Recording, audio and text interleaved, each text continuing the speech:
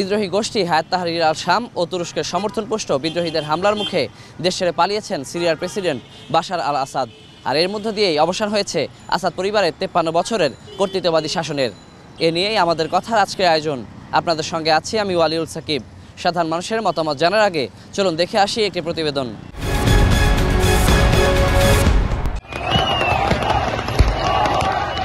সিরিয়ার রাজপথে সাধারণ মানুষের এই উল্লাস স্বৈরশাসন থেকে মুক্ত হওয়ার আনন্দে। হাজার হাজার মানুষ দামেস্কের উমাইয়াদ স্কয়ারে জড়ো হয়ে মেতে ওঠেন বিজয় উল্লাসে। এ যেন এক টুকরো কলম্বো অথবা ঢাকার প্রতিচ্ছবি। দেশ থেকে পালানোর পর সিরিয়ার ক্ষমতাচ্যুত প্রেসিডেন্ট বাশার আল আসাদ সপরিবারে মস্কোতে আশ্রয় নিয়েছেন। মানবিক দিক বিবেচনা করে তাকে রাজনৈতিক আশ্রয় দেয়া হয়েছে। বিদ্রোহীরা যখন রাজধানীতে প্রবেশ করছিলেন তখন দামেস্ক বিমানবন্দর ছেড়ে যায় সিরিয়ান এয়ার 9218 ফ্লাইটটি। উড়াল দেওয়ার কয়েক মিনিট পর সেটি রাডার থেকে অদৃশ্য হয়ে গিয়েছিল। সিরিয়ার পরিস্থিতি নিয়ে জাতিসংঘের নিরাপত্তা পরিষদে রুদ্ধদ্বার বৈঠকের আহ্বান জানিয়েছে রাশিয়া। বিজয় অর্জিত হওয়ার বেশ কয়েক ঘন্টা পর বীরের বেশে রাজধানী দামেস্কে যান হায়াত তাহরির আল শামের প্রধান আবু মোহাম্মদ আল জোলানি। আনন্দে আত্মহারা সিরিয়াবাসী বরণ করেন তাদের মুক্তির দূতকে। পরে উমাইয়াদ মসজিদে দেয়া ভাষণে আল জোলানি বলেন, এ বিজয় জীবিত কিংবা শহীদ হওয়া প্রতিটি নাগরিকের। সিরিয়ার ভবিষ্যৎ নির্ভর করছে সাম্য আর ঐক্যের মধ্যে। মিত্রদের পাশে থাকার আহ্বান জানান আবু মোহাম্মদ আল জোলানি। আসাদকে জবাবদিহিতার আওতায় আনার কথা বলেন মার্কিন প্রেসিডেন্ট জো বাইডেন। মধ্যপ্রাচ্যে স্থিতিশীলতা ফেরাতে সিরিয়া ও প্রতিবেশী দেশগুলোর সঙ্গে কাজ করবেন বলেও জানান তিনি।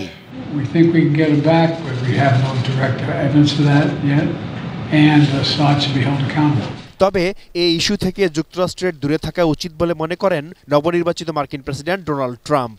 তার মতে দেশটিতে আগ্রহ হারিয়ে ফেলেছিল রাশিয়া। সিরিয়ায় শান্তি ও স্থিতিশীলতা রক্ষার আহ্বান জানিয়েছে ব্রিটেন, ফ্রান্স, ইতালি, জার্মানি ও ইউক্রেন। আসাদ সরকারের পতনকে মধ্যপ্রাচ্যের জন্য ঐতিহাসিক দিন বলে মন্তব্য করেছেন ইসরায়েলের প্রধানমন্ত্রী বেনিয়ামিন নেতানিয়াহু। সিরিয়ার একতা, অখণ্ডতা ও নিরাপত্তা রক্ষায় সব ধরনের সহায়তা দেওয়ার অঙ্গীকারের কথা জানিয়েছে তুরস্ক, মিশর, জর্ডান ও ইরাক। এতদিন আসাদ সরকারকে সমর্থন দিয়ে আসা ইরান বলেছে, জনগণই সিরিয়ার ভাগ্য নির্ধারণ করবে, কোনো বিদেশি হস্তক্ষেপ কাম্য নয়। Shaon Mahfuz, desk report, ATN news. এতক্ষণ দেখলাম প্রতিবেদন, এবার শুনবো সাধারণ মানুষের মতামত। সাধারণ মানুষরা নিরস্ত্রভাবে প্রথমে প্রতিবাদ জানায় আরব বসন্তের সময়, কিন্তু সিরিয়ার প্রেসিডেন্ট বাশার আল আসাদ তিনি তার ক্ষমতায় টিকে থাকার জন্য তিনি সাধারণ মানুষের উপর দমন পীড়ন শুরু করে এবং তখনই মানুষ বাধ্য হয়ে অস্ত্র তুলে নেয় এবং যার কারণে ওখানে দীর্ঘ একটা গৃহযুদ্ধ হয় এবং বিভিন্ন সময় তারা চেষ্টা করে, কিন্তু বিভিন্ন আন্তর্জাতিক মহল সেখানে সুযোগ নেওয়ার চেষ্টা করে। একটা স্বৈর শাসনের পতন হয়েছে, একটা ফ্যাসিবাদের পতন হয়েছে এবং ওই দেশের মানুষ মুক্ত হয়েছে। প্রায় 12 থেকে 14 বছর পরে আজকে এই গৃহযুদ্ধের অবসান হলো বাশার আল আসাদের পলায়নের মধ্য দিয়ে, যার সাথে আসলে বাংলাদেশ আসলে প্রেক্ষাপটকে আমরা চালিয়ে তুলনা করতে পারি যে বাংলাদেশ আসলে সেম একইভাবে প্রায় অর্ধযুগের একটা শাসন, স্বৈরাচারী শাসন শেখ হাসিনা পলায়নের মধ্য দিয়ে শেষ হয়েছে। তো আমাদের আশা থাকবে যে পরবর্তী সময়ে সিরিয়াতে একটা শান্তি প্রতিষ্ঠা হোক। এটা অনেকেই বলতেছে যে আমেরিকা ইসরায়েলের যে ডিপ স্টেট পলিসি আছে ওই পলিসি ওয়াইজই বিষয়টা হয়েছে, মানে এখানে ইসরায়েলের একটা ব্যাকআপ ছিল। এখন বিষয়টা হচ্ছে যে মাত্র তো স্বৈরশাসন শেষ হইলো, এখন দেখার বিষয় হচ্ছে আসলে এটা কিভাবে কতদূর তাদেরকে করতেছে, এটা কি আসলে ভালো হইলো না খারাপ হইলো, এটা হচ্ছে ফ্যাক্ট। এখন বিপ্লবের পরে আবার প্রতি বিপ্লব হইতে পারে, আদার্স অনেক ইস্যু আসতে পারে, ইন্টারন্যাশনাল ফ্যাক্টর আছে।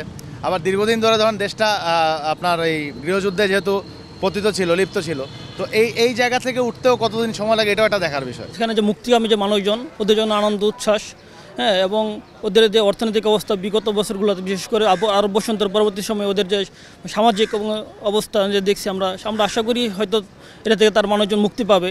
তো আমি মনে করি এখানে তারা সাধারণ মানুষ যদি সচেতন হয় এবং যারা সচেষ্ট হয়, রাষ্ট্রীয় বিষয়ে তারা একত্র হয়ে কাজ করে তাহলে দ্রুত করতে পারে। কিন্তু এখানে বিভিন্ন পক্ষ দাঁড়ায় যায়, আমরা যদি সবগুলো পক্ষে রাষ্ট্রের স্বার্থে জনগণের সাথে যদি এক হয় তাহলে সে দেশের জন্য ভালো হবে। বাশার আল আসাদের 24 বছরের স্বৈর শাসনের পর গণঅভ্যুত্থানের প্রেক্ষিতে তিনি যে পদত্যাগ করে দেশ ছেড়ে পালিয়েছেন সে বিষয়ে জানবো আমি সাধারণ মানুষের কথা। দর্শক, আমি মাজহারুল ইসলাম মাসুম আপনাদেরকে নিয়ে যাচ্ছি গাজীপুর থেকে সাধারণ মানুষের কাছে। একটি জনগোষ্ঠী যখন অত্যাচার, নিপীড়ন এবং তাদের মৌলিক অধিকার থেকে বঞ্চিত হয়, তখন তারা আস্তে আস্তে তাদের ভিতরে একটি ক্ষোভ দানা বাঁধতে থাকে এবং এই ক্ষোভেরই বহিঃপ্রকাশ হচ্ছে এই সিরিয়ার প্রেসিডেন্ট বাশারের দেশ থেকে পলায়ন। আমাদের মনে রাখতে হবে, জনগণের জন্য রাষ্ট্র, রাষ্ট্রের জন্য কিন্তু জনগণ নয়। রাষ্ট্র সৃষ্টি হয়েছে জনগণের কল্যাণের জন্য। যেখানে জনগণের কল্যাণ থাকবে না, সেখানে জনগণ কোনোভাবেই ওই সরকারকে মেনে নেবে না।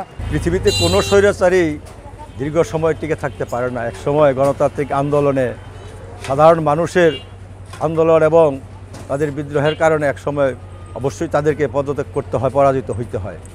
সিরিয়ার প্রেসিডেন্ট বাশার আল আসাদ দীর্ঘ 24 বছর যে স্বৈরশাসন চালিয়েছেন, সেই দেশের জনগণ তার বিরুদ্ধে ধীরে ধীরে যে বিপ্লব বিদ্রোহ করেছে, তার একটি সফল পরিসমাপ্তি হয়েছে, তাদের গণতান্ত্রিক একটা বিজয় হয়েছে। ভিন্ন মতবাদের যে বিভিন্ন সংগঠন ছিল, সেই সংগঠনকে নিপীড়ন, নির্যাতন, অত্যাচার করেছেন এবং মানুষকে একটা গণহত্যায় উনিও রূপান্তর করেছিলেন। তাই জনগণ অতিষ্ঠ হয়ে মাত্র 12 দিনের আন্দোলনের মুখে উনি দেশ ত্যাগ করতে বাধ্য হয়েছেন। সিরিয়ার প্রেসিডেন্ট বাশার আল আসাদ পদত্যাগ করে দেশ ছেড়ে পালিয়েছেন। এ বিষয়ে আমাদের কথা অনুষ্ঠানে খুলনা থেকে সঙ্গে আছি আমি মোহাম্মদ অসীম। জানবো সাধারণ মানুষের ভাবনা।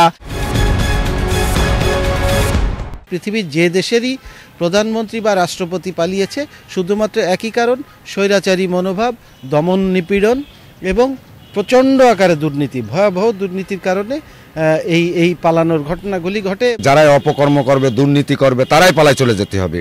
এটাই নিয়ম এবং এইটাই হয়ে যাবে এবং এইটাই হবে সামনে। প্রায় 2 দশক ধরে উনি প্রধানমন্ত্রী ছিলেন।